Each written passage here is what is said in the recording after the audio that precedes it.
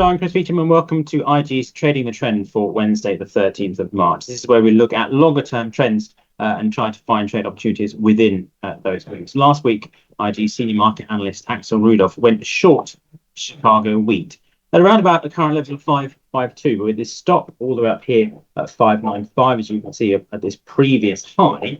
It certainly has yet to be hit. While the price did move sharply over the past week and then rebounded, it looks like the downtrend is certainly intact. And if we do see perhaps a lower close over the coming days, we could see another leg lower in this ongoing downtrend.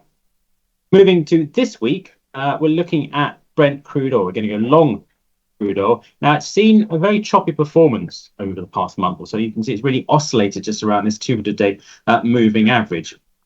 But it has continued its recovery from the December lows, where it's established higher highs and higher lows over the past 3 months or so. And after an indecisive day yesterday, it has continued to push higher this morning. So we're looking to go long Brent crude oil. Now, we're going to give this a wide stop because you can see there's quite a bit of volatility in crude oil at this point in time. So we're going to put it down here at around the 80 mark, $80 a barrel, or is it 8,000? On the platform. So below this 26th of February low, just giving it some extra room to breathe.